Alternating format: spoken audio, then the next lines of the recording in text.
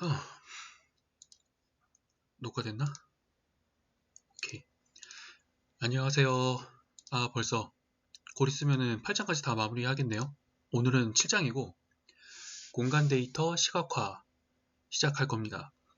안에 있는 내용은 건물 레이어 시각화, 그리드 분석, 열지도, 다이어그램 웹지도, 3D 맵, 조판 등으로 이제 그 맵을 만들기 위해서 레이어를 시각화하는 다양한 방법을 소개를 하고, 그 다음에 그 시각화한 것들을 모아서 하나의 통일된 지도를 만드는 방법을 스케일바도 집어넣고, 그리고 각각의 그 시각 데이터들을 집어넣어서 편집하고 하나의 도면으로 만드는 과정을 담고 있어요. 그리고 그 맵을 이렇게 맵 쇼케이스에다가 공유를 하는 그런 과정을 담고 있는데, 저번 시간에 썼던 6장이 내용이 알차긴 했지만 굉장히 좀 어려웠죠. 저도 좀 솔직히 굉장히 좀 어렵게 썼는데, 그 리모트 센싱 관련된 부분은 상당히 좀 전문적인 영역이라 나중에 제가 따로 제대로 공부를 좀 한 다음에 실무적으로 좀 활용하는 방법에 대해서 하나하나 차근차근 좀 같이 영상으로 공유를 하는 시간을 가지면 좋겠고요. 이번에 이것 같은 경우에는 내용이 다양하고 또 중요한 내용이긴 하지만 난이도가 그렇게 높진 않아요. 그래서 하나하나 차근하게 차근차근 진행하면 될 것 같아요. 첫 번째로 공간 데이터 시각화, 건물 레이어 시각화인데 4장에서 실습한 취지 정도의 건물 레이어를 이용한다. 4장에 어디 보자. 건물 레이어라고 했는데 4장에서 이용한 건물 레이어는 사실 실질적으로 챕터 2였나요? 여기에서의 이제 수치지도의 건물 레이어를 가져다가 사용을 한 거였죠. 여기 수치지도 코드가 건물이 B 계열이었고 B001, 0000이 폴리곤이네요. 그럼 이놈을 가져오면 되겠죠? 이렇게 가져와 주고요. 이 상태에서 한번 하나하나 따라해서 해봅시다. 식으로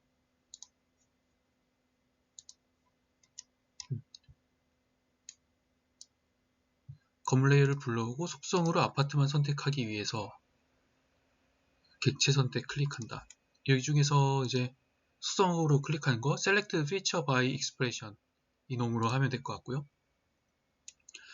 여기에서 이제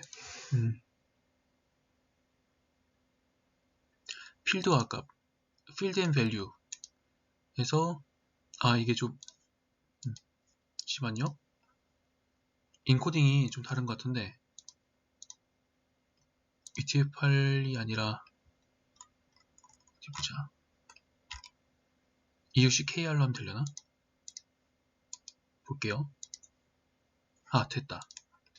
인코딩이 항상 말썽이에요. 그래서 다시 Select by Expression으로 한 다음에 Field and Value 하고 여기에서 필드 종류에서 종류죠.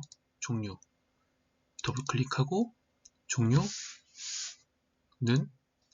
여기 All Unique 누르시면은 이 종류라고 하는 필드에 그 유니크한 각 값들을 가져와줘요. 여기서 아파트 더블 클릭해서 넣어주고 Select Features 클릭해서 눌러주시면 이렇게 아파트인 것들만 선택이 되네요.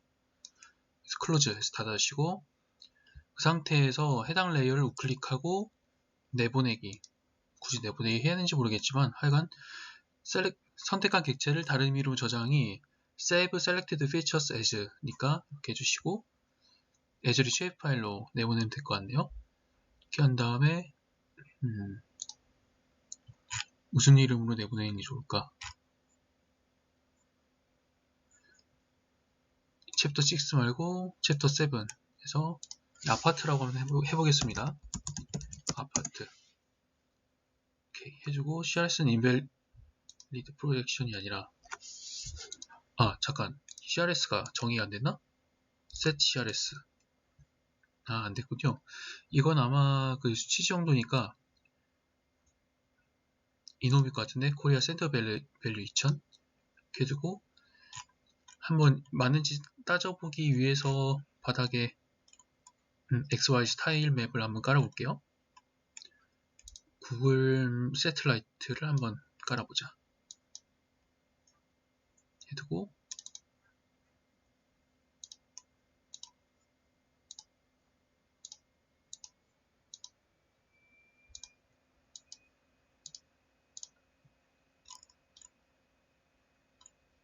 잘 맞는군요.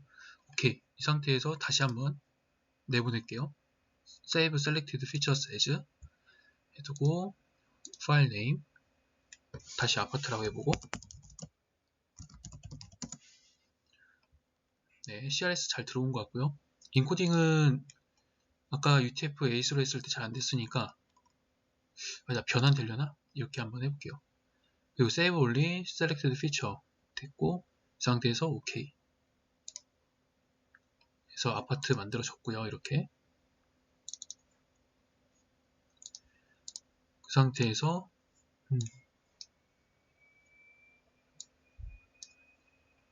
레이어 아파트 레이어의 층수 필드를 이용해서 높이를 입력한다 라고 하네요. 그러면은 아파트 높이에 대한 필드를 생성한다 라고 하는데 속성 테이블 오픈 애트리뷰트 테이블 여셔가지고 여기에서 보시면은 필드 칼큘레이터가 있을 거예요. 오픈 필드 칼큘레이터 하신 다음에 create new field 시고 필드 이름은 height 높이 해주시고 그 다음에 인티저 뭐 정수형으로 되어 있고 산식은 이제 필드에 밸류 한 다음에 층수 더블클릭 여기다가 곱셈 에스테리크 별표에다가 2.6을 쓰네요. 여기는 2.6 해서 OK 눌러주시면 하이트 필드가 만들어졌죠. 일단 그렇게 되었고 고층 아파트 층수를 다시 입력한다 했을 때 표현식을 이용해서 객체 선택 이놈이죠. Select feature using an expression 하고 다시 이제 field and value 한 다음에 층수 놓고 층수 이제 조건이죠. 조건문을 부등식으로 해주면 될 거고 16층 이상이네요. 여기선 그쵸? 16 해주고 그 다음에 select feature 눌러주면은 네 전체 이제 피처 토탈 74개 중에서 selected 44개 선택됐네요. 이렇게 됐을 때 어디 보자. 고층 아파트만 선택이 됐고 이 중에서 업데이트 필드 계산기를 다시 열어보고요. 오픈 필드 칼큘레이터 해두고 create a new field 말고 update existing field 한 다음에 그 height를 골라주시면 되고 이거는 층구 높이가 좀 더 높네요. 여기 층수에다가 field and value 한 다음에 는이 아니지 층수 곱하기 2.8로 해주고 OK 누르면은 선택된 필드들만 좀 갱신이 될 겁니다. 여기 only update 44 selected features 라고 되어 있으니까 그 다음에 OK 누르시면 네 계산값이 이렇게 바뀌었죠. 그리고 필드 계산기 쓸 때는 이렇게 자동적으로 네 에디터 모드가 켜지니까 저장시켜두고 이 연필 모양을 다시 한번 누르시면은 네 세이브 해서 끝내시면 됩니다. 네, 그렇게 갱신이 됐고 선택한 거 없으시면 디셀렉트 올 누르시면 돼요. 그 상태에서 심볼을 바꾸고 싶으시면 아파트 누르시고 우클릭한 다음에 프로퍼티 속성 들어가셔서 레이어 속성에서 높이 값에 해당하는 필드 선택하고 지붕과 벽면 생성 등을 진행한다. 근데 여기서는 다른 거가 아니라 2.5D라고 해가지고 좀 아이소메트릭으로 입체적인 표현하는 것을 좀 이렇게 보여주고 있는데 여기 이제 레이어 프로퍼티에서 심볼로지 들어가신 다음에 위에 드랍다운 메뉴를 선택할 수가 있어요. 클릭하시고 맨 아래 보시면은 2.5D라고 있죠. 누르시고 그래서 하이트는 처음에는 10이라고 하는 그냥 숫자로 되어 있는데요. 필드를 참조하도록 해줘야 돼요. 그래서 하이트라고 하는 필드를 참조해주면 되는데 잠시만요. 필드가 두 개가 생성된 것 같은데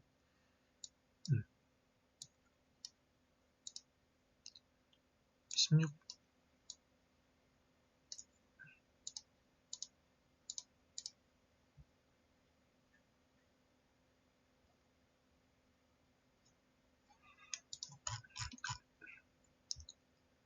기존 필드 갱신한 게 아니라 그냥 된 것 같은데 잠시만요. 하이트가 이미 있어가지고 이미 있어가지고 문제가 됐나 보다. 잠시만요. 디셀렉트 필드 해놓고 다 없앤 다음에 다시 한번 만들게요. 놓고 필드 칼큘레이터 크리에이터 뉴 필드 이름 하이트 처음에 숫자 얼마였더라? 2.6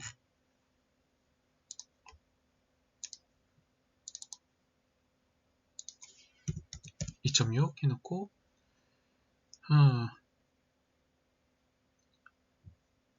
오케이. 네, 계산이 됐고 다시 한번 일단 셀렉트를 해줘야겠죠? 층수 16층 이상인 거 셀렉트 필드 네, 해놓고 다시 필드 칼큘레이터 업데이트 익시스팅 필드 하이트 이놈은 2.8 곱해주면 되겠지? 네, 층수 곱하기 2.8 올리 업데이트 44개만 오케이 네 해주면 되겠고 세이브 하면서 종료하면 되겠고 네 오케이 이제 준비됐고요. 다시 한번 들어가면 프로퍼티 심볼로지 들어간 다음에 위에 2.5D로 해주고 하이트는 당연히 하이트 필드 참조시키면 되겠고요. 앵글은 아이소메트릭으로 구성할 각도니까 그냥 그대로 두고 지붕 색깔하고 벽면 색깔들을 바꾸네요. 지붕 색깔은 지금 여기 실습에서 나오는 색깔 보니까 무슨 방수포 색깔인데 해두고 일단 오케이 적용 누르시면 이렇게 2.5D로 되어 있는 것을 볼 수가 있겠습니다. 네, 다시 재개하도록 하고 그 다음에는 이제 그리드 분석 시각화가 들어가는데 뭐 그리드를 기반으로 한 밀도 지도는 정밀도는 떨어지나 쉽게 공간 패턴을 이해할 수 있다. 뭐 이런 거고요. 그리드는 굉장히 자주 이용되는 시각화 방법이죠. 일단은 그리드를 만들어야 되는데 뭐 그리드라고 하는 게 말맞다나 그 정사각형으로 공간을 나누는 것만 있는 게 아니라 다양한 유형이 있어요. 그래서 보시면은 이제 벡터 밑에 조사 애널리스트 툴 중에서 그리드 생성이 있을 텐데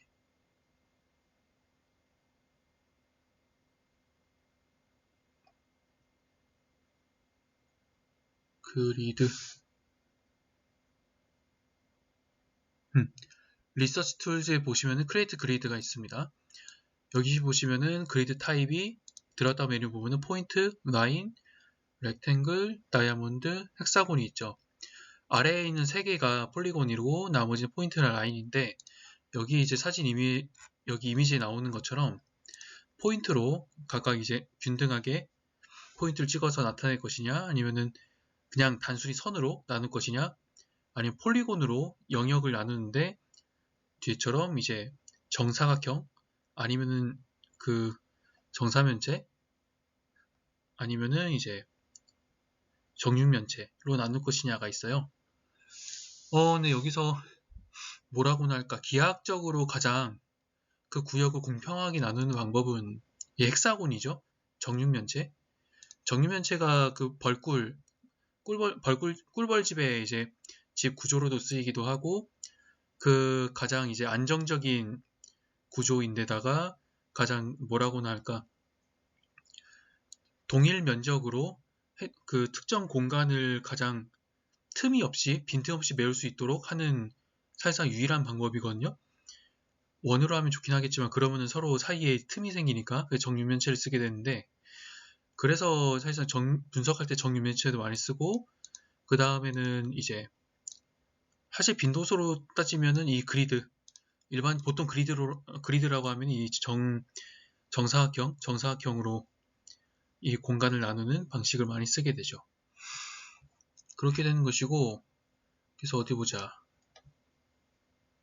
그리드 생성을 일단 여기서는 정육면체로 했네요. 헥사곤으로 들어가고요. 그리드 익스텐트는 여기 우측에 버튼 눌러보시면은 옵션들이 있죠. Select, Extend on Canvas 이런 것도 있는데 우리는 Use Layer Extend 하시고 아까 그 들어간 묘지 레이어를 불러온 다음에 주제도를 생성해 본다 라고 하네요. 그럼 일단은 묘지 레이어부터 불러와 봐야겠죠? 묘지 레이어가 C0285311이네요. 그 C0285311 가져오시고 얘도 CRS 정의를 해야겠죠? CRS 여기 EPSG 5186이 있네요. OK 눌러서 넣어주시고 네, 뭐 이런 식으로 있는데 그러면은 이 묘지 레이어에 따라 가지고 데이터를 넣어주는 게 좋겠네. 그러면 다시 한번 벡터, 리서치 툴, 크레스트 그리드 한 다음에 다시 헥사곤, 그리드 익스텐트 그 범위를 어디 보자. use 레이어 익스텐트 하신 다음에 아까 가져온 C0285311 포인트 이걸로 넣어주시면은 얘들 전부 다 커버할 수 있는 영역으로 익스텐트가 정해지고요. 나머지 뭐 속성은 호라이저널 스페이싱, 수평 간격, 수직 간격에 따라서 그리드의 이제 크기가 달라지게 되는데 보통 동일한 간격으로 해줘요. 수평이나 수직이나 여기선 100m씩으로 해줬네요. 중첩은 해주지 않는 것으로 하고 뭐 CRS는 동일하게 해주면 될 텐데 5186 이거로 같이 해주면 되죠. 그 다음에 그리드 레이어는 따로 한번 만들어 보도록 하고 우측에 있는 버튼 클릭하고 Save to File 들어간 다음에 그걸 쉐입 파일로 할 수가 있고 챕터 7에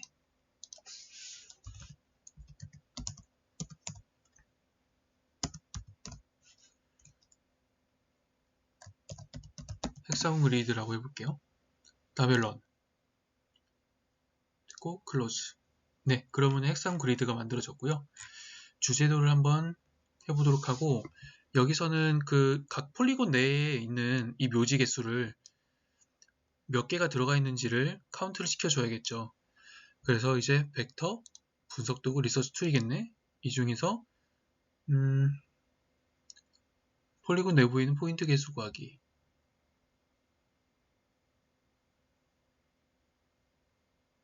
네, 애널리시스 툴에서 카운트 포인트 인 폴리곤 클릭해 주시고요.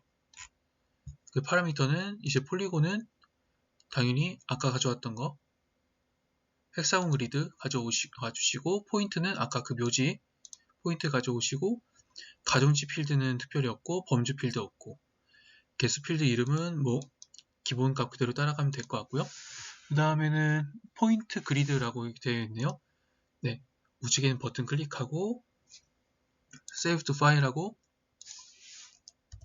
포인트 그리드 라고 한 다음에 런을 돌려봅시다. 예, 그러면 이제 포인트 그리드 레이어가 만들어지고요. 이걸 가지고 클릭, Properties, 그 다음에 심볼로지 들어가서 보시면은 그 이제 단계 구분 있어요. 아마 그래듀에이티드일 텐데 이렇게 해주고 어디 보자. 단계 구분 방법 아래쪽에 보시면 단계 구분을 나누는 방법이 equal count, quantile, equal interval,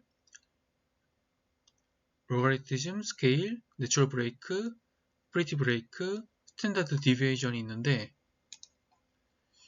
내추럴 브레이크를 선택한다고 해요. 여기선 일단은 따라 주시고요. 급간 개수는 5개 해주시면 되고 한 다음에 일단 classify를 눌러보도록 합시다. 아, value를 넣어야 되네. value는 아까 그 점의 개수 집계를 했던 non-points 해주고 네, 이 상태에서 classify 눌러주시면은 여기 책에 나와 있는 거랑 비슷하게 나오죠. 그 상태에서 apply 누르고 시각하면 네, 이렇게 분석 결과가 나오게 돼요. 근데 여기에서 보시면 급간을 나누는 방식이 Natural Break는 데이터가 본래 갖고 있는 패턴에 의해서 분류하는데 본래 갖고 있는 패턴이라는 게 대체 뭐냐면은 각 그룹으로 아까 그룹을 5개를 나눈다고 했죠. 5개를 나누는데 나누는 기준이 각각의 그룹 내에서 가장 분산이 적도록 구분하는 거예요. 그래서 여러 가지 그 구간 사이에서 좀 정하고 그 분산이 더 이상 그 구간을 바꿨을 때 더 이상 그 분산이 더 작아질 수 없을 때까지 좀 구간을 조정해 가면서 나누는 그런 방식입니다. 일종의 알고리즘일 텐데요. 그 상대적으로 수치가 아무래도 한 그룹 내에서 분산이 가장 적다는 얘기는 그 그룹과 그룹 사이에 분산, 그러니까 일반적인 수치의 격차가 크다는 얘기죠. 그래서 데이터의 분포가 굉장히 좀 불규칙하고 좀 변화가 무쌍한 좀 그런 데이터를 분류를 할 때 좀 적합하다고 할 수 있겠습니다. 상대적으로 수치가 크게 변하고 좀 패턴이 일정하지 않은 그런 데이터를 좀 구분하고자 할 때 유용하게 쓸 수 있을 것 같고요. 그 다음에 분위수, 퀀타일 같은 경우에는 뭐 통계의 기본적인 내용으로 교육이 되니까 알고 계실 것 같긴 한데 각 분류에는 같은 수의 관측치, 그러니까 500개짜리 그 데이터를 이제 분위수 방식으로 5개를 나눈다 치면은 각 분위수 그 계급마다 100개씩 이제 배정이 되는 거예요. 그러니까 순서를 매겨가지고 그 1등부터 100등까지, 101등부터 이제 200등까지 이런 식으로 100등씩 나눠서 그룹을 매긴다고 보시면 되겠습니다. 그래서 그런 식이기 때문에 좀 순서대로 뭔가 순서를 쫙 이제 줄 세워가지고 좀 보기 쉬운 그런 선형으로 분포된 데이터에 적합하다고 하는 것이고요. 그 데이터가 본래 갖고 있는 구분을 무시한 거죠. 왜냐하면 그런 구분을 무시하고 그냥 있는 수치대로 순서를 정해가지고 쭉 줄을 세워서 그 개수만큼 자르는 거니까요. 그 하나의 데이터의 상대적 위치를 표현할 때 유용하다. 상대적으로 한 어느 정도 수준에 위치해 있느냐라는 걸 따지기 유용하고요. 그 등간격 같은 경우에는 각 범주의 간격이 동일하다라는 건데 가령 이제 등고 같은 경우에 25m라든가 아니면 50m 간격으로 그렇게 등고 수치를 나눌 수가 있잖아요. 그 이제 계곡선이 25m가 일 텐데 그런 식으로 25m로 그 등간격으로 그 등고선이 만약에 등고 레벨이 있다고 쳤을 때 디지털 엘리베이션 맵, 그러니까 표고 수치를 가지고 이렇게 그리드로 데이터를 만들어서 가져왔다고 했을 때 등간격으로 표현하면 좋겠죠. 가령 25m마다 좀 색깔이 달라지게끔 이렇게 표현하면은 아무래도 직관적으로 파악하기 좋으니까. 그래서 각 범주의 간격이 동일하기 때문에 하나의 속성간 크기, 그러니까 등고처럼 좀 일관적으로 뭔가 데이터의 분포가 중요한 게 아니라 그 하나의 속성값의 그 크기 자체가 중요했을 경우에 마치 등고처럼요. 그럴 경우에 등간격을 쓰면 좋아요. 그래서 등고처럼 25m, 50m 이런 것들은 어느 정도일지 대강 감이 오잖아요. 그 경사도도 마찬가지고요. 그래서 전체 범역, 등고 같은 경우에는 해발고도 같은 게 상당히 어느 정도일지 바로바로 좀 피드백이 올 수 있는, 감이 올 수 있는 그 데이터에 쓰기에 좀 적합한 방식이고, 그 표준 편차 같은 경우에는 다 아신 것처럼 평균값으로도 편차를 기준으로 구분하기 때문에 그 이제 표준 편차를 가지고 이렇게 시각화를 하게 되면은 그 가까이 그 데이터가 얼마나 좀 이례치인지를 따져보는데 좀 좋겠죠. 그러니까 얼마나 좀 일반적인 값인지 아니면 좀 이례적인 값인지를 따져보는데 좀 장점이 있겠다라고 볼 수 있겠어요. 그 다음에 프리티 브레이크 같은 경우에는 좀 예쁘게 나눴다는 그런 의미죠, 말 그대로. 그래서 5나 10 같은 경우로 정수 단위로 단락을 구분하는데, 그래서 뭐 시작점에 관계없이 쉽게 할 수 있도록 0이나 5라는 숫자를 기준으로 구간을 나눈다고 해요. 그러니까 이거는 데이터의 속성이라든가 성질 같은 거는 전혀 무시를 하고 그냥 말 그대로 편의성을 극대화시킨 그런 그 단락 구분, 그 계급을 구분하는 방식인 거죠. 굉장히 좀 편의성을 중시를 한. 근데 이것도 되게 장점이 있어요. 사실 뭐 탐색적으로 따져보기에 좋겠고, 그리고 가령 이제 뭐 노후도라든가, 그러니까 건축물의 연령이라든가 그런 것처럼 뭐 이제 수십 단위 한 40에서 50, 노후도 같은 경우에 40에서 50년 이내가 거의 절대 다수를 차지하니까 뭐 프리티 브레이크 같이 어느 정도 나눈 다음에 나머지는 좀 더 약간 이례적인 값은 어느 정도 이상 이런 식으로 같이 퉁쳐서 묶어주거나 하는 경우로 쓰면은 굉장히 좀 편하거든요. 그런 방식으로 쓰는데 프리티 브레이크를 좀 구성을 해두면은 편하게 빨리 좀 계급을 구성할 수 있겠다라는 생각이 드네요. 그 다음에는 보시면 이 데이터가 보시면 하얀색으로 빼곡 차 있잖아요. 데이터가 없는 곳들인데 여기든 보시면은 아까 그 묘지 데이터가 없는 곳들이잖아요. 이런 것들은 굳이 그 뭐라고나 할까 보일 필요는 없겠죠. 그래서 이걸 좀 숨겨주거나 투명도를 줄 필요가 있는데 여기 보시면은 이 계급 클릭하셔서 우클릭하고 체인지 컬러를 하시면 이게 아크자이스보다 되게 좀 뭔가 편집 모드가 편한 것 같은데요. 여기 보시면 어페시티 투명도를 조절할 수가 있습니다. 투명도를 바로 그냥 조절해서 0으로 만들어 버리면 불투명도네. 불투명도를 0으로 만들어 버리면 투명하겠죠. 그래서 OK 누르고 투명하게 됐고 어플라이 눌러버리면 네 색깔이 다 이제 투명하게 채워지지 않음으로써 그 배경이 잘 보이게 되고 좀 더 그 데이터가 있는 곳 지역들이 더 강조가 되죠. 그러니까 전체 그리드 외곽선을 검은색으로 회색으로 바꾼다는데 지금 검은색이니까 산지랑 이렇게 좀 배경색이 비슷해서 잘 안 보이잖아요. 그것 때문인데 다시 이제 프로퍼티스 들어가서 심볼로지에서 보이시면은 여기 위에 심볼 있죠. 여기 얘를 가지고 필 말고 밑에 심플 필 누르시면은 여기 보시면은 이제 스트로크 컬러 말고 외곽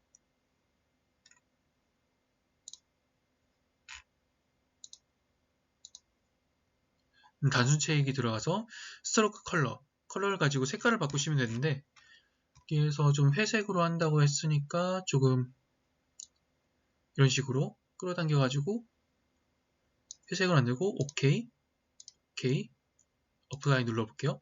그리고 회색으로 색깔이 바뀌었죠. 그러면은 좀 약간 시각이 조금 약간 좀 잘 안 보이긴 한데 산지 쪽은 훨씬 더 잘 보이는 것을 알 수 있어요.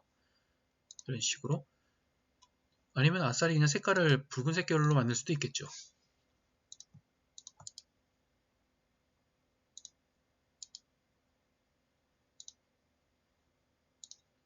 이렇게 해놓고 심볼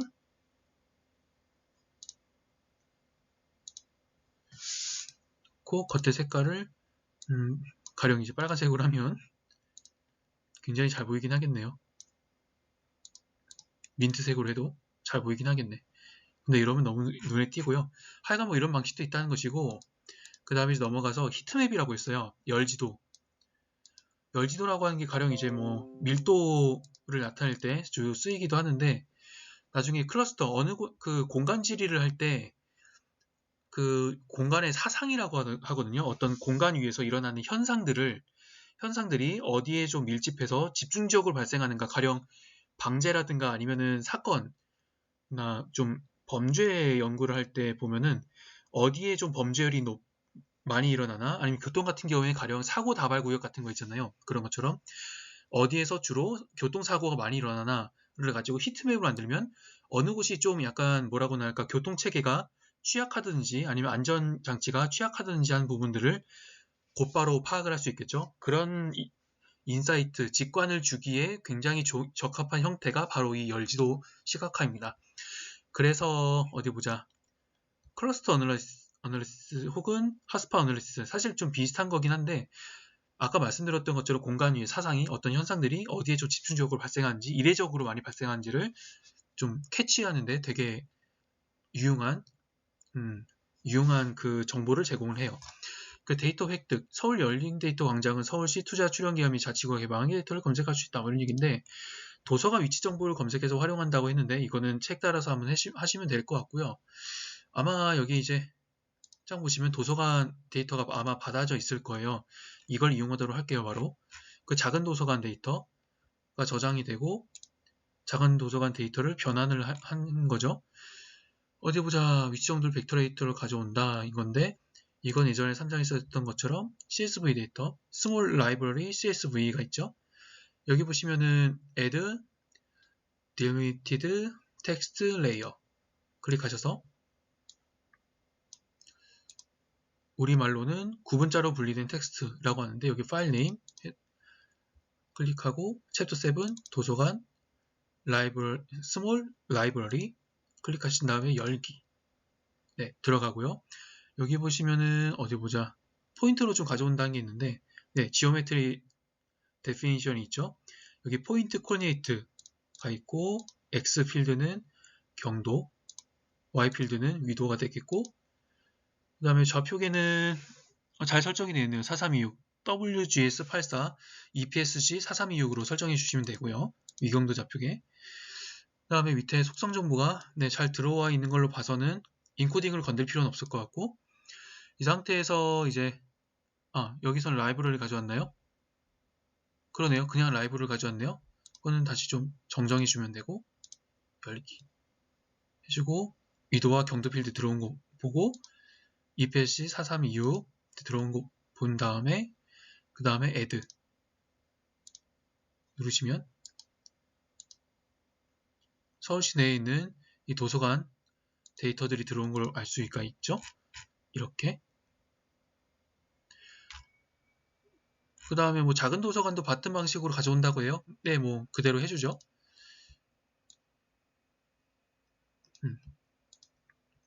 스몰 라이브러리 열기 뭐 같은 방식으로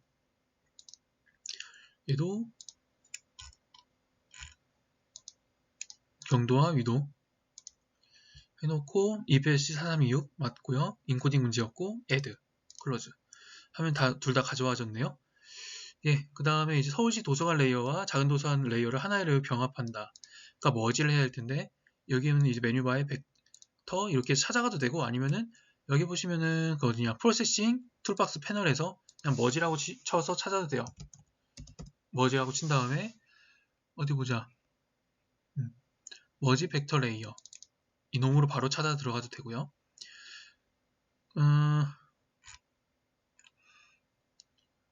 인풋 레이어스는 선택을 해주면 되는데 여기 작은 박스를 클릭해 주시면은 여기에 들어와 있는 레이어들도 있고 아니면 다른 데서 가져올 수도 있는데 여기서는 바로 선택할 수 있으니까 라이브러리, 스몰 라이브러리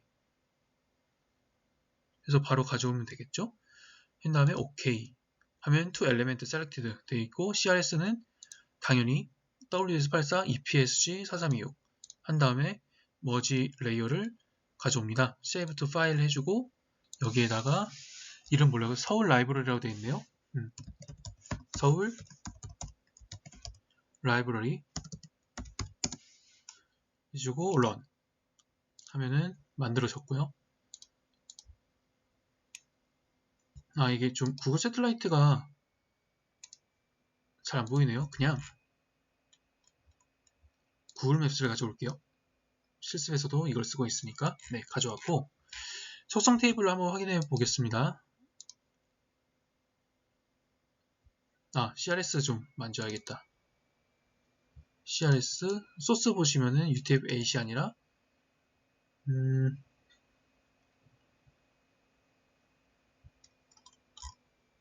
UCKR apply OK 다시 한번 보면 네 또 보시면은 이렇게 속성 정보가 잘 들어와 있죠. 이렇게 데이터가 없는 것들 같은 경우에는 논이라고 되어 있고 데이터가 있는 것들은 잘 들어가 있죠. 아마 작은 도서관이랑 큰 도서관이랑 위경도는 공유를 하는데 이렇게 뭐라고나 할까 필드의 형식이 좀 달라가지고 다 합쳐지긴 했는데 데이터가 없는 것 같은 경우에는 널 값으로 뜰 거예요. 그렇게 돼 있고 각 레이어에 된 도서관 수를 확인하기 위해서 각각 쉐입 파일 명칭을 우클릭한 다음에 객체수 표시 CO 피처 카운트 누르시면 1171개고 스몰 라이브러리도 다 한번 해보죠. 이렇게 객체가 작은 도서관은 1048개 큰 도서관은 123개네요. 꽤 많은데 그래서 두 레이어가 개수를 합쳐보면 잘 병합이 됐다는 것을 알 수가 있겠죠. 그런 얘기고 열지도 심볼 이용해서 열지도를 만들어 볼 건데 이 도서관 레이어 속성에서 이 도서관 레이어를 이용해서 만들 건데요. 프로퍼티스 들어간 다음에 심볼에서 위에 보시면 드랍다운 메뉴 중에서 히트맵이 있을 거예요. 얘를 선택해 주시고 히트맵 컬러 색상 램프를 스펙트럴이라고 있다고 하네요. 이거 선택해 주시고 색상 램프 반전이 있는데 이거 클릭해 보시면 인버트 컬러 램프가 있어요. 얘를 클릭해 주시고 apply 누르시면은 OK 네 히트맵이 이렇게 만들어졌죠. 이게 신기하게 준 레벨에 따라가지고 자동적으로 이게 어떻게 보면 커널 덴시티를 이용한 것 같은데 어떤 식으로 할지 이 줌 레벨에 따라 가지고 자동적으로 만들어주는 게 되게 좀 신기한 것 같아요. 그래서 근데 배경이 아예 안 보이니까 불투명도와 혼합도를 이용하라고 하는데 속성 들어가서 그래서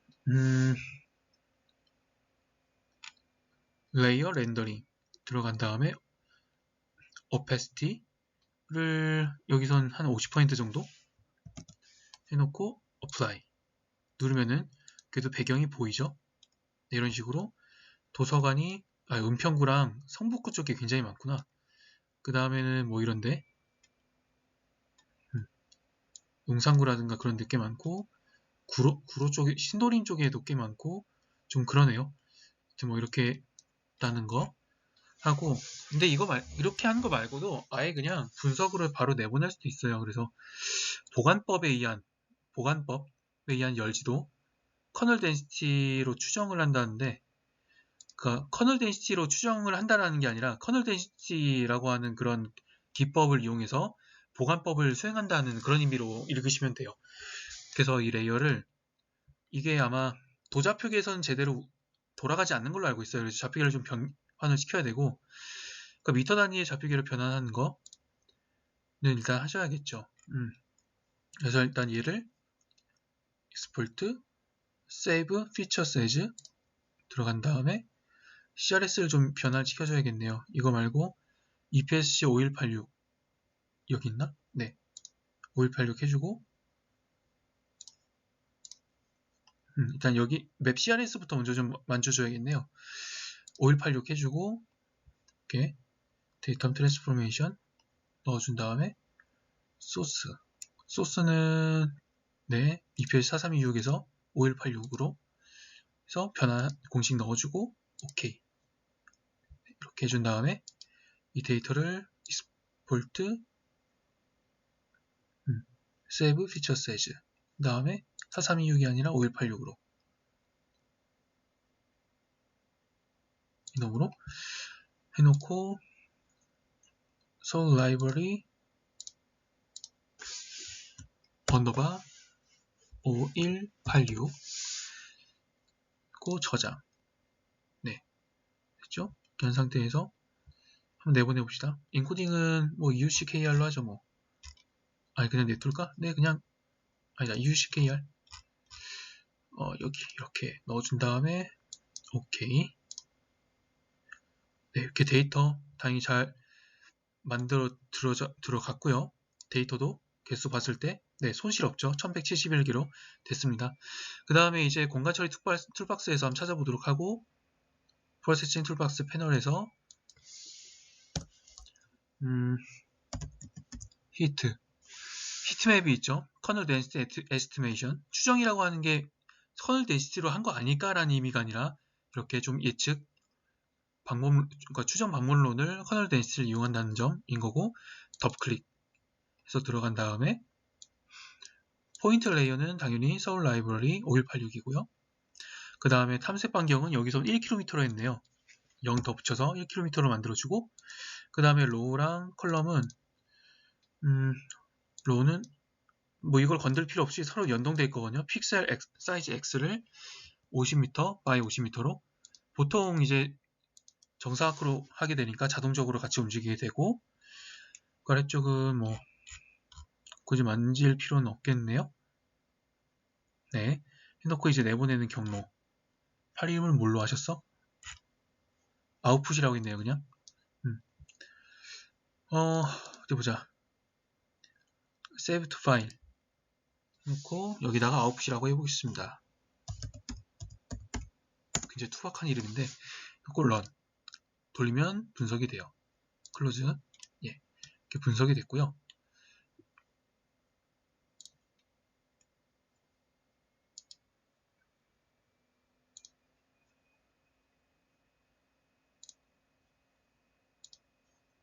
해놓고 이를 시각화하기 위해서 properties 들어간 다음에 레이아웃 속성 심플트에서 렌더링 유형, 렌더링 타입 등을 조절한다는데 단일 밴드 유사 색상, 싱글 밴드 슈도 컬러로 들어가면 되고 밴드 1 그레이, 나머지 뭐 민맥스는 이미 들어가 있으니까 건들 필요 없고 컬러 램프만 좀 조정해 보도록 하죠. 컬러 램프가 여기서 뭐냐? RD, YI, GN이네. 레드, 옐로우, 그린인가? 자, 컬러 램프 보도록 하죠. All 컬러 램프 중에서 이놈이네요. 네, 클릭하시고 극간 개수가 이게 맞나?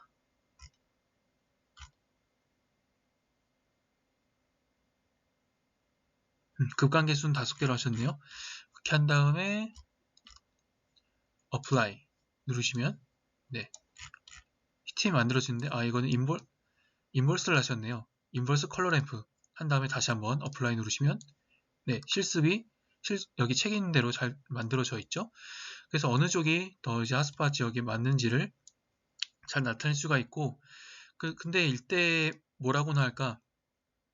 요령이라고나 할까? 그런 거는요. 그리고 자기가 무슨 분석을 해왔는지를 알고 싶으면 여기 프로세싱 툴박스에서 히스토리 누르시면은 이렇게 해당 QGIS 파일을 열고 해왔던 작업들이 다 내역이 나와있죠. 로그 파일이 이렇게 더블 클릭하면 해당 로그를 더블 클릭하면은 해당 기능이 그대로 설정값까지 그대로 뜨죠. 이걸 두고 이제 보게 되면은 이게 뭐라고나 할까?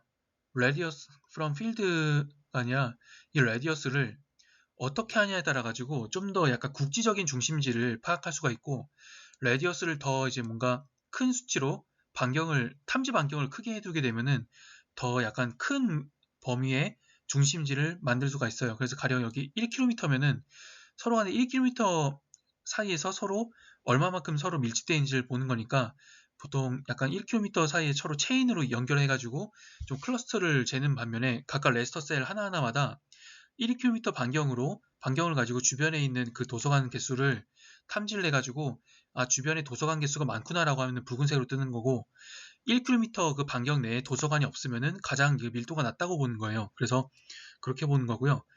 그렇다고 한다면 가령 이제 뭐 5km나 10km로 하게 되면 그만큼 탐지돼서 약간 합산이 되는 도서관의 개수가 이 데이터의 개수가 많아지게 되니까 그러면 그만큼 더 뭔가 큰 약간 거대한 그 중형 아니면 더 대형의 그런 중심지를 만들어 두게 되죠. 그래서 가령 이거 같은 경우에는 각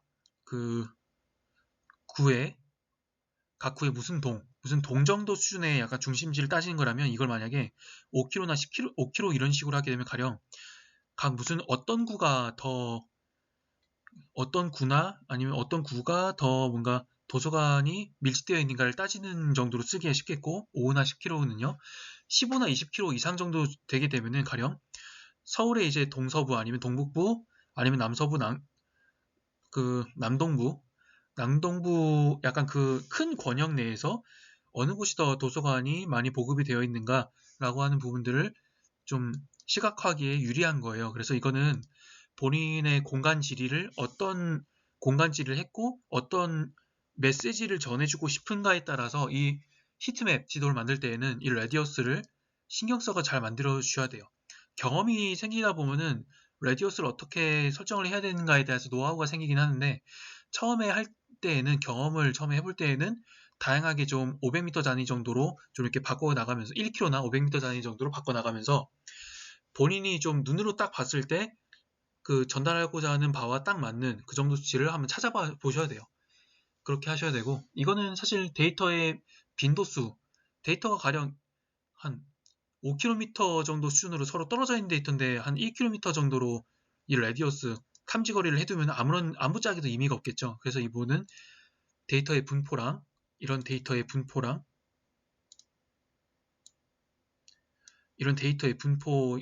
현황이랑 그리고 알고자 하는 분석 결과를 좀 보여주고 하는 그 권역에 센트로이드 되어 있는 밀집되어 있는 구집되어 있는 권역의 약간 크기를 종합적으로 판별하셔가지고 이런 보관법은 그렇게 해서 종합적인 판단을 거친 다음에 활용을 하셔야 돼요. 그냥 막 쓰는 게 아니에요.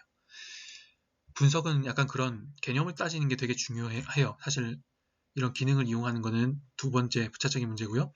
그 다음에 다시 넘어가가지고 이 아웃풋에다가 properties 들어가서 무투명도가 있을 텐데, 레이어 속성에 투명도 탭, 트랜스퍼런시가 있죠. 투명도 얘가 70% 정도로 했는데 그대로 한번 따라주면은 이렇게 배경도 어느 정도 보이는 것을 할 수 있습니다. 명확하게 핫스팟 지역 확인하기 위해 사용자 정의 투명도를 조정한다. 가령 이 이제 밀도가 낮은 구역 같은 경우에는 굳이 별로 필요 없으면 좀 따로 조정할 수도 있잖아요. 그래서 다시 속성이 이렇게 들어가서 여기 보시면은 아래쪽에 커스텀 트랜스퍼런시 옵션이 있죠. 네, 이렇게 들어가고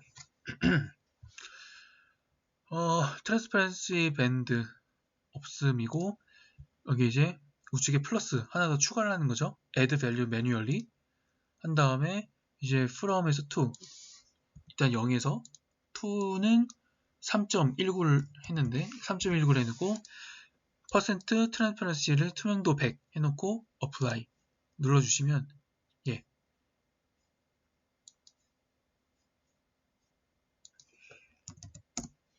이렇게 그 해당 그 구간에 속하는 데이터들은 다 투명도가 100%가 돼가지고 날아갔죠. 이런 식으로 좀 더 효과적으로 시각화할 수 있습니다. 그 다음에는 다이어그램인데 가령 무슨 서울시라든가 아니면 광역지도 정도 수준으로 이렇게 행정구역이 나눠져 있고 거기에다가 다이어그램으로 통계 데이터가 안에 좀 표시가 된 거를 언젠가 본 적이 있으실 거예요. 그걸 이용하는 건데 이게 역시 서울시 열린데이터 광장에서 도서관 현황 통계 데이터를 엑셀 파일로 내려받았다고 하고 이거를 서울시 구역 구 경계 데이터랑 조인을 한다고 해요. 어디 보자. 서울시 구경계가 이미 있나?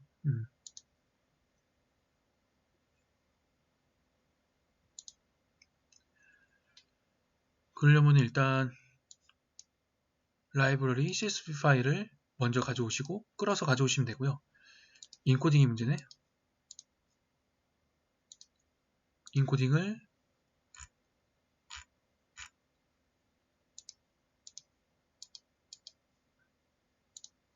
UTF-8로 하니까 잘 맞죠? 이렇게 가져오시고 도서관 현안 통계 데이터 CSV 파일 가져오시고 그 다음에 이제 행정구 경계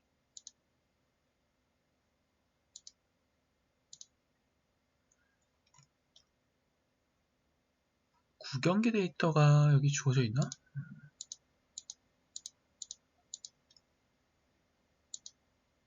주어져 있지는 않네요.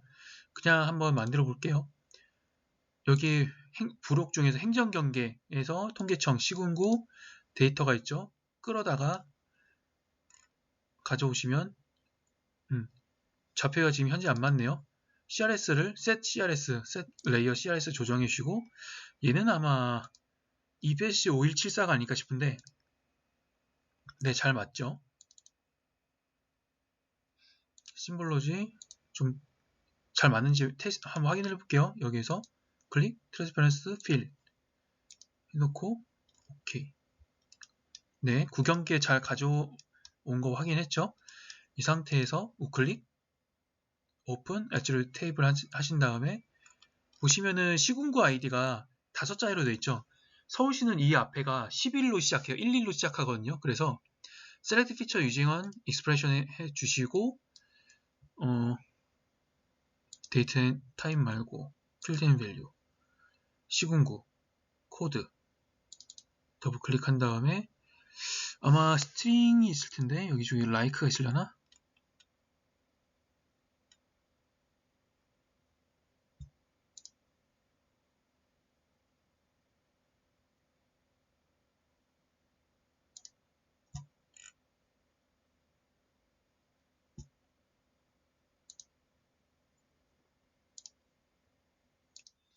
네, 다시 돌아왔고요.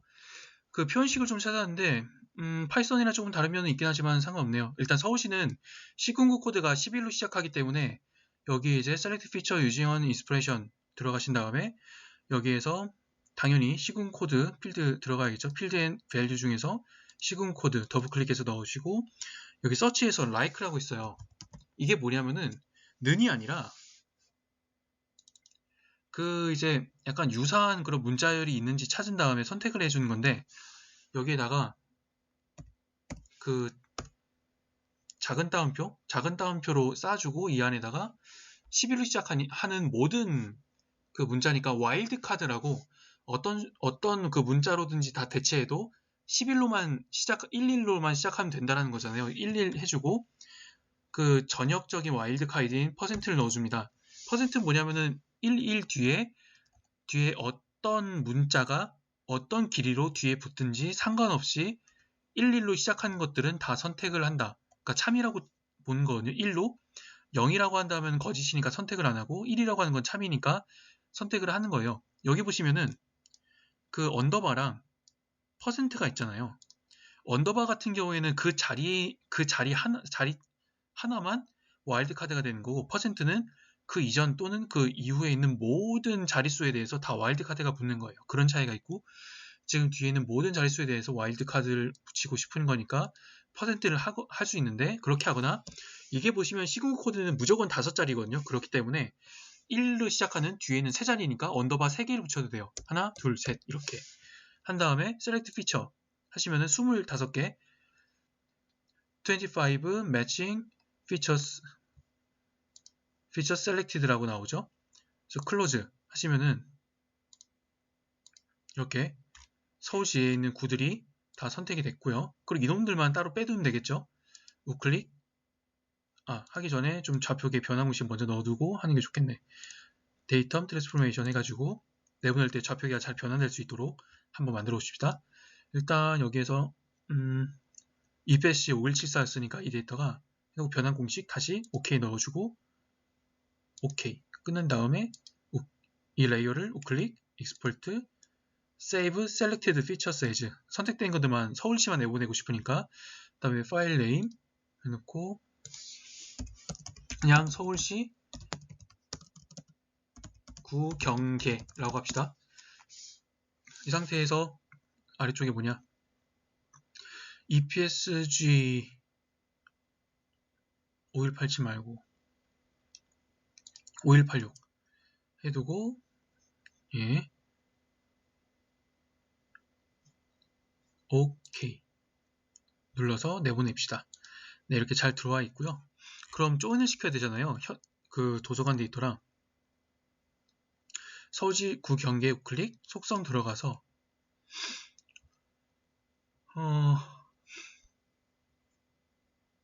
조인 한 다음에 덧셈 add new join 누른 다음에 속성 데이터 library csv 파일 들어가시고 join 필드는 구명을 하면 되나? 잠깐만 어떤 게 같을지 잠깐 좀 봐야겠네요. 어디 보자. 구명이 있네.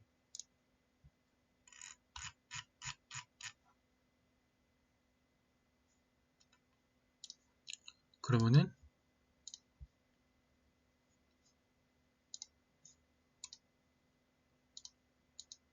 구명을 가지고 조인하면 될 것 같고 타겟 필드는 시군 코드 말고 네임으로 하면 되겠죠? 구의 코드는 없으니까 상태에서 한번 OK 조인 한번 해봅시다. 잘 붙었는지 오픈 attribute table 쉬고 데이터가 조인 되긴 하는데요.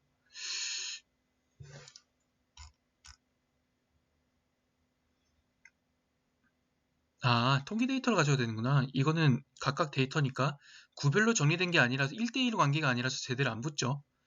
그러면은 이거는 조인을 그냥 날려야 되겠고 이놈을 마이너스 버튼 눌러서 없애고 어디 보자. 그럼 도서관 라이브러리 XLS 엑셀 파일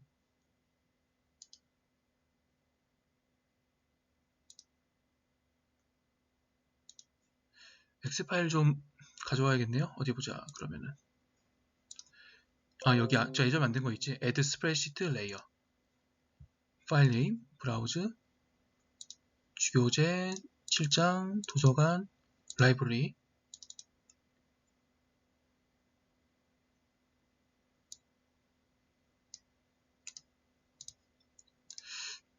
뭔가 범상치 않은 데이터인 것 같은데 데이터를 한번 들여다봅시다. 손상되었다고?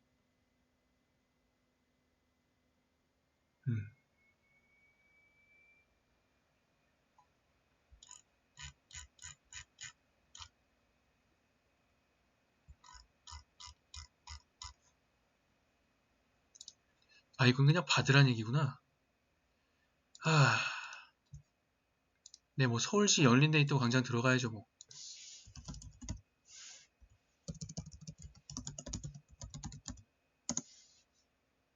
들어가셔서 도서관 찾습니다. 도서관 현황 통계.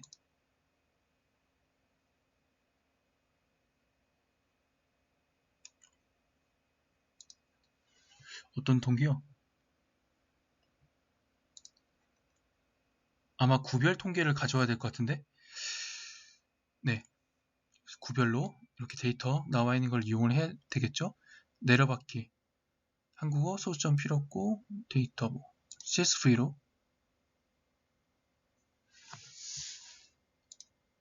폴더 열기하고 데이터 한번 봅시다. 네, 탭으로 만들어져 있고요.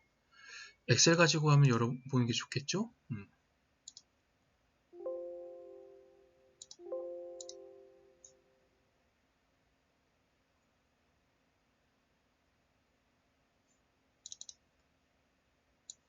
이렇게 해놓고 리포트.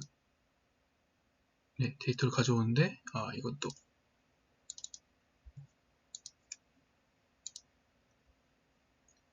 인코딩이 안 맞는구나. 인코딩을 이걸로 하면 되려나? 항상 이런 문제가 작업할 때는 발목을 잡아요. 원래 인생이 그런가 봄. 넣으면 네, 인코딩이 잘 맞아서 들어오고요. 어디 봅시다.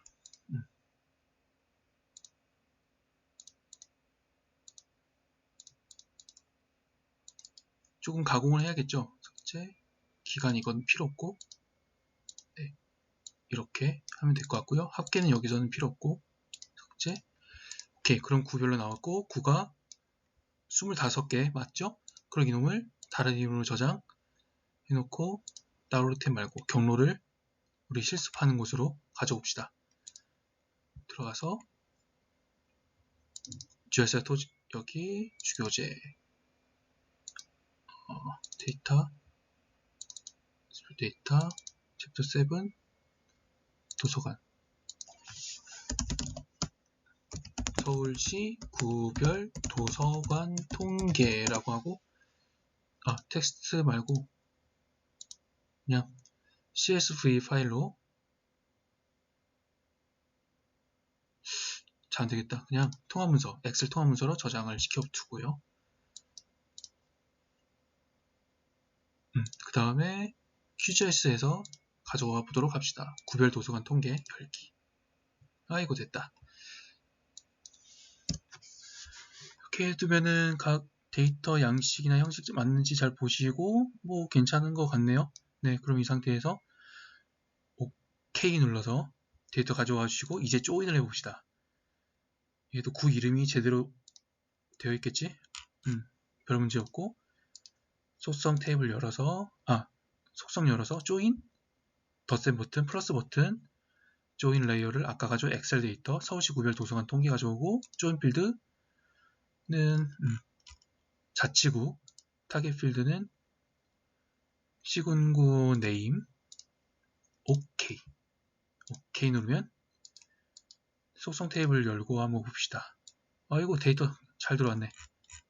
네, 이제 됐고요. 그 상태에서 도표 다이어그램 탭으로 속성에서 들어갑시다. 다이어그램 있죠 여기? 다이어그램에서 노 다이어그램이 아니라 그 파이 차트로 들어가시고 속성은 이게 뭐 전문 도서관이라고 하는데 데이터가 좀 약간 다른가 봐요. 저 그냥 다른 거 해볼게요. 그냥 뭐라고 할까? 개소로 할게요. 개소 해놓고 여기다가 플러스 버튼 add selected attribute 해놓고 표시할 속성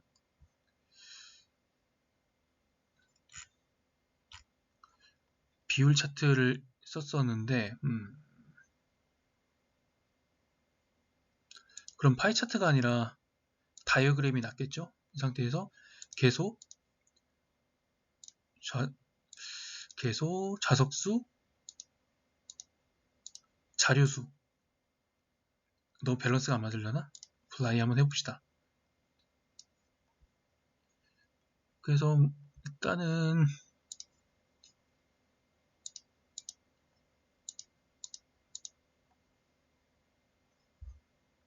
이렇게 놓고 다이어그램의 모양을 설정. 렌더링. 불투명도, 윤곽 너비 및 색상 등을 하는데 우선 뭐 다른 거는 건들 필요 없을 것 같고, 사이즈는 사이즈 크기는 일단 개소로 해보도록 합시다. 그리고 최대값 맥시멈 밸류를 find 하면 13개가 뜨네요. 그렇게 뜨고 bar length를 20으로 한 다음에 일단 apply 누르시면 뜨는데 너무 기네. 와, 실화냐, 이거 세계관 최강자의. 근데 이게 아마 개소랑 자석수랑 자료수가 너무 사이즈가 크기가 커가지고 그런 것 같아요. 이놈을 좀 없애드리고 apply 누르면은 네, 정상적으로 뜨긴 하네. 아니면 텍스트 다이어그램을 할 수도 있겠네. apply 누르면 네, 일단 텍스트로 숫자 들어가고 그에 따라서 원으로 라운드로 이렇게 좀 들어가죠. 사이즈 들어가면은 사이즈 좀 줄여야겠다. 한 15 정도만 하고 이렇게 10 정도로 할까? 이런 식으로.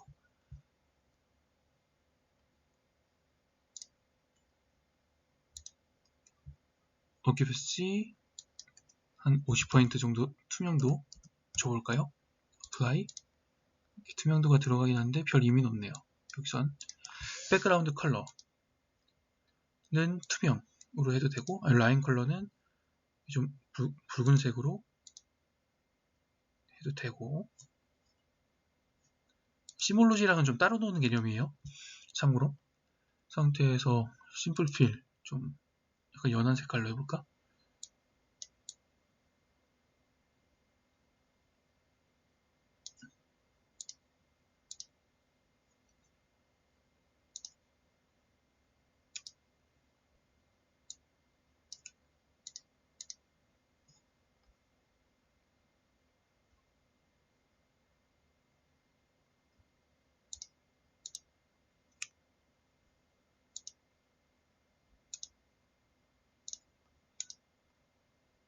플레이스먼트는 위치값 지정하는 거고 그런 건데 일단 됐고요. 그 어떻게 데이터를 가공하냐에 따라서 아까 전에 지금 여기 책에서 보여준 것처럼 그 여러 가지 이런 데이터들 간의 비율을 가지고 좀 구성비를 보여주는 이 파이 차트랑 그다음에 데이터의 크기 자체를 서로 그냥 단순 비율을 해주는 히스토그램이랑 그 텍스트 다이어그램은 그 데이터가 여러 가지가 있으면은 아까 저는 이제 데이터가 하나였으니까 그냥 원으로 하나로 들어왔지만 데이터가 여러 개 들어있으면은 각각 숫자를 보여줘요. 그래서 가령 이제 구경계 이 데이터 같은 경우에는 보시면 다이어그램 들어가서 개소랑 좀 데이터에 약간 뭔가 숫자 크기 차이가 극명하게 많이 들어가서 그 파이 차트나 히스토그램에 나타나기 어려운 것들을 좀 표현하기가 좋겠네요. 그래서 좌석수, 그 다음에 자료수 이런 식으로 해놓고 apply 눌러주게 되면은 네, 이런 식으로 좀 순서를 약간 바꿔주는 게 좋겠는데 apply 네 식으로 해주고 렌더링 사이즈 크기는 사이즈는 15까지 식으로 해주고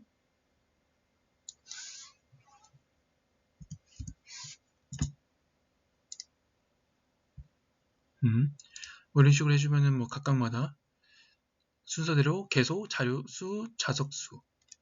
그러니까 우리 이제 마포구를 따지게 되면 마포구가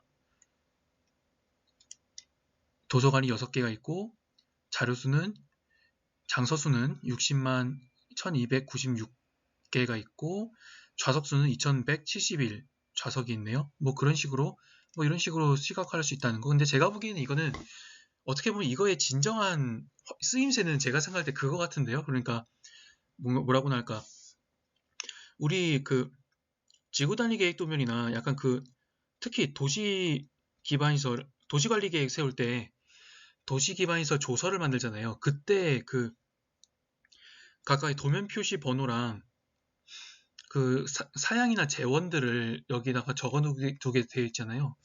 그거를 시각화하는 데 있어서 굉장히 좀 편하겠는데요. 이걸 잘 이용하면 좀 약간 그렇다는 생각이 들고. 다음으로 넘어가서 웹지도라는 게 있습니다.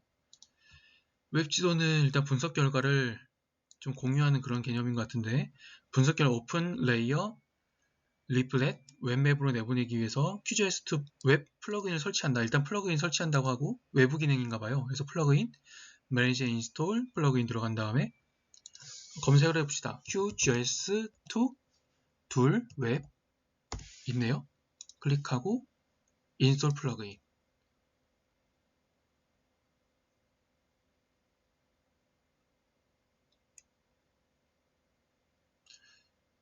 솔직히 시간이 좀 걸리나? 예, 설치가 끝났고요. 그 다음에 클로즈. 끈은 어디 있냐 이게.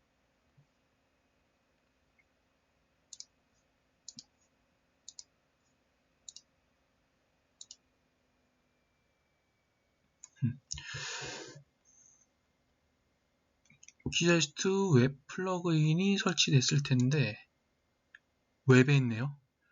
QGIS2 웹, Create 웹맵 클릭을 하시고 Export 웹맵 창이 이렇게 나타났죠. 그러면 템플릿을 풀스크린, 템플릿,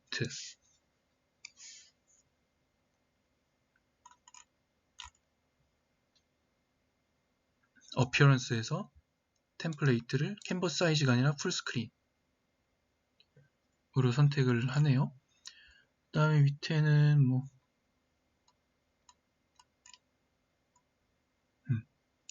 선택해 주시고 웹맵 선택하고 익스포트 선택하면은 웹창에서 지도 표출이라고 하는데, 어디 보자. 이 상태에서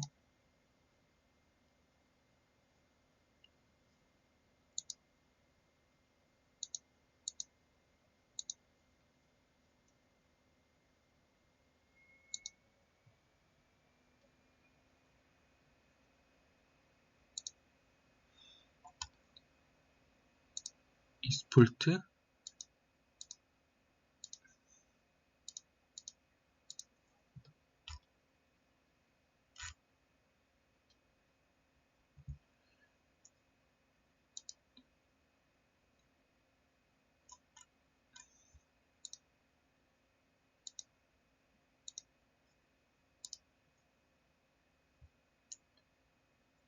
데이트 프리뷰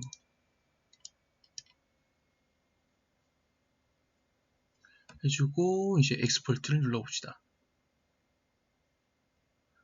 네, 그렇게 하면은 이렇게 좀 외부로 맵을 볼 수 있도록 되어 있네요.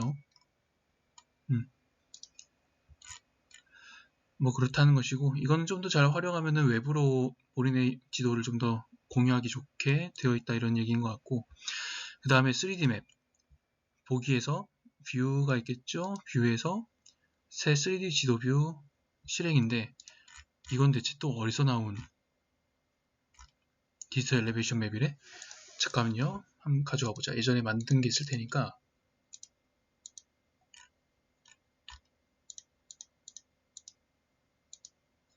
챕터 5에서 만들었던 걸 가져오면 되겠네. 레스터가 37705구나.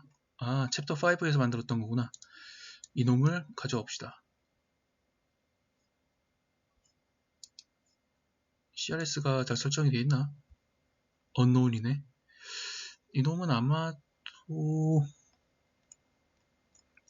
한번 좀 맞춰봅시다.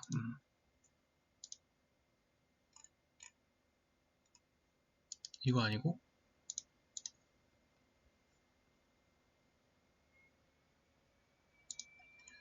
정도로 떠 있는 거 보니까 아마도 이거 UTM 좌표계일 가능성이 있겠는데?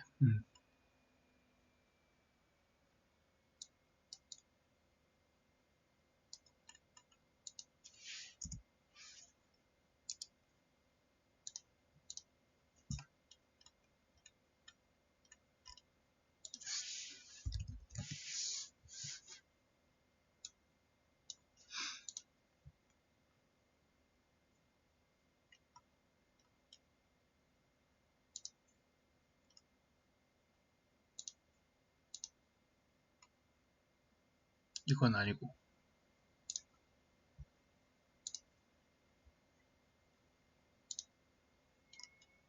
이건가? 이게 맞는 것 같네요. 한번 검증을 해봅시다. 또 트랜스퍼런시, 투명도 50%, 심볼 로지 가지고 싱글벨트 슈도 컬러에서 리니어 컬러 램프는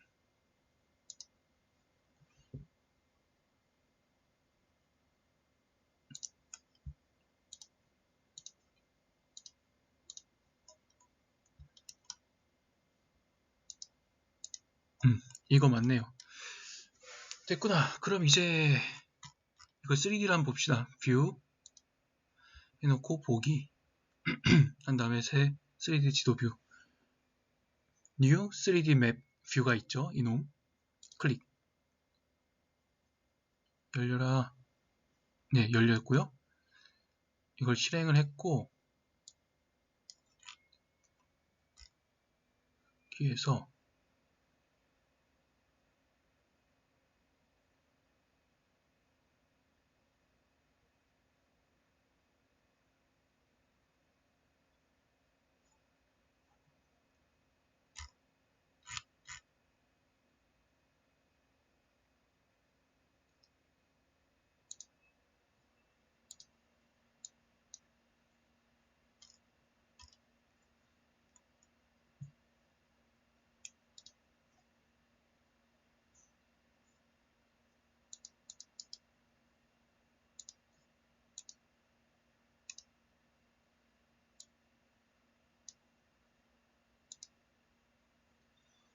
렌더링 하는데 시간이 좀 걸리네요. 잠시만요. 네, 렌더링이 됐고요. 네, 렌더링이 됐고 마우스 힐 버튼, 마우스 세 번째 버튼 누르고 이렇게 좀 아래로 당기면 아래 내리면 이런 식으로 기울어지고 좌우로도 움직이는데 확실히 이거는 좀 아크GIS에 뭐라고나 할까 그것보다는 좀 많이 발전이 필요한 영역인 것 같아요. 아크씬이 상당히 좀 괜찮은 편이긴 했는데 근데 여튼 이 상태에서 좀 뭔가 그냥 평평하잖아요. 디지털 엘리베이션 맵인데 이런 경우에 여기 컨피규어 누르셔가지고 그 이제 고도 터레인 타입 플랫 터레인 말고 디지털 엘리베이션 맵 레스터 레이어 가져온 다음에 엘리베이션은 37705 가져오면 되겠죠. 그 수직 축척은 지금 좀 더 2라고 썼는데 여기서는 이건 이그제그레이션이라고 좀 과장을 하는 거예요. 실제 축척은 1대1인데 그러니까 1m 고도 차이가 있으면 2라고 했으면 2m의 고도 차이가 있는 것처럼 보여주는 거예요. 그렇게 하는 것이고 나머지는 뭐 된 것 같고 OK를 눌러볼게요. 그러면 이런 식으로 네 고도 차이가 만들어졌죠. 좀 더 드라마틱하게 보고 싶으면 이거를 한 5나 10 정도로 이렇게 설정을 해주면 돼요. 이렇게 굉장히 과장되어 있죠. 히말라야 산맥 비슷하게 만들 수도 있어요. 10 하면은 와 고산병 걸리겠다. 이런 식으로도 가능하고 이게 그냥 1로 하면은 좀 밋밋해서 그런 거지. 네, 이런 정도고요. XYZ 타일피를 이용해서 구글 이미지를 불러오면은 텍스처가 들어져 온다라는 건데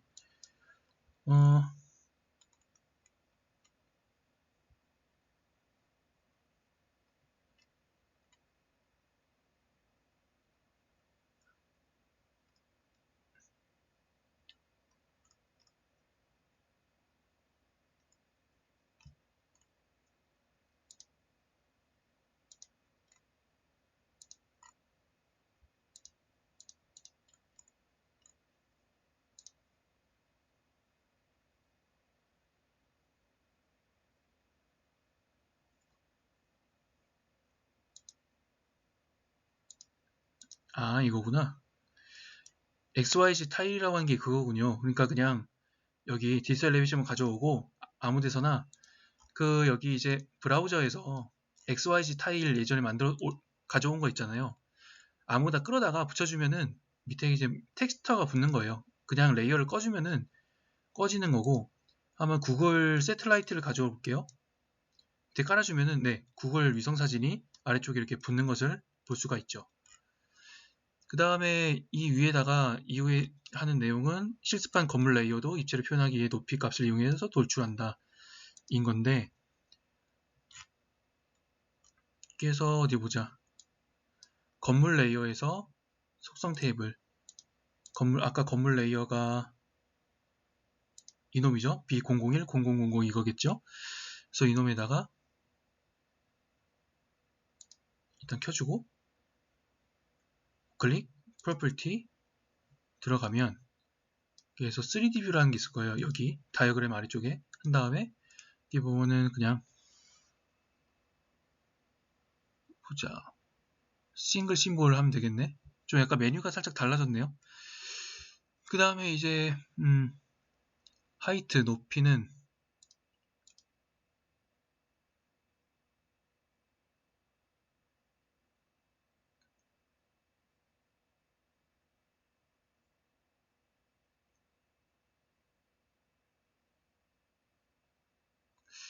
이놈 말고 아파트로 해야겠다.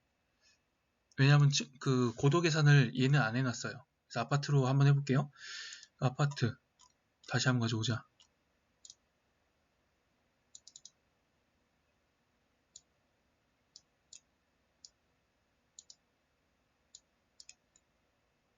아이고.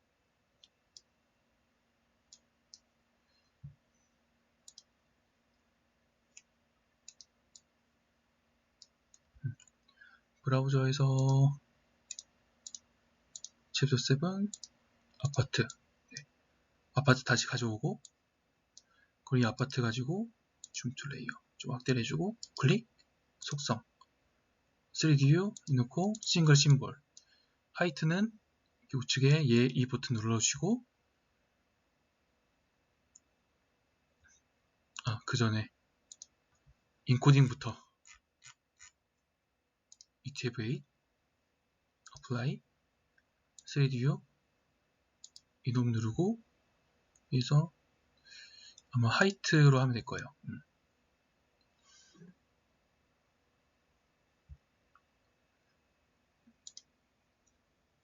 하이트는 어디에 더 이제 붙는지를 보여주는 거니까 할 필요가 없구나. 클리어.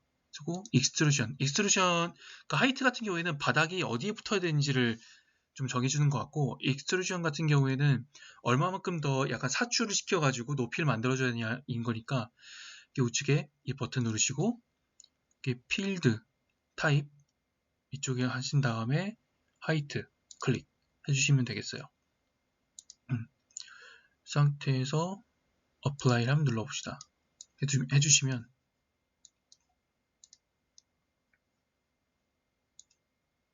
이렇게 그래서 한번 찾아가 볼게요.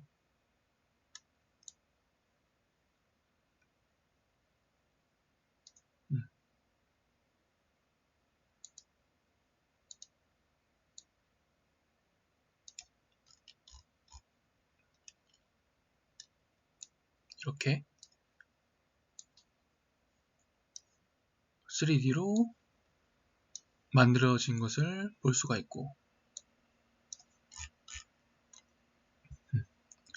그 디지털 엘리베이션 맵이랑 좌표가 맞죠? 프로젝트 좌표계를 미리 맞춰놨기 때문에 잘 맞을 거고요. 네, 일단 뭐 이 정도가 되는 거고 어디 보자. 그리고 지금 이거는 지도 아틀라스랑 조판하는 것을 좀 따로 분산시켜 놨는데 아무래도 지도를 만든다는 건 같고요. 그 지도 아틀라스 같은 경우에는 그 지도 조판하는 걸 자동적으로 소선값에 따라서 자동적으로 지도 조판을 따로 만들어준다는 그런 의미인 거거든요. 그렇기 때문에 일단 이번에는 이렇게 좀 시각화하는 다양한 방법에 대해서만 소개를 하도록 하고 다음 시간에 그 남아있는 이제 이 조판하고 지도 아틀라스를 같이 진행하도록 하겠습니다. 오늘은 일단 여기까지 할게요. 여기까지 하는 게 좋을 것 같고요. 조판이나 지도 아틀라스가 제가 생각할 때는 하나로 좀 묶어도 괜찮을 것 같거든요. 그래서 이 부분은 나중에 좀 같이 한꺼번에 진행하도록 하겠습니다. 오늘 고생하셨고요. 다음 시간에 뵐게요. 고생하셨습니다.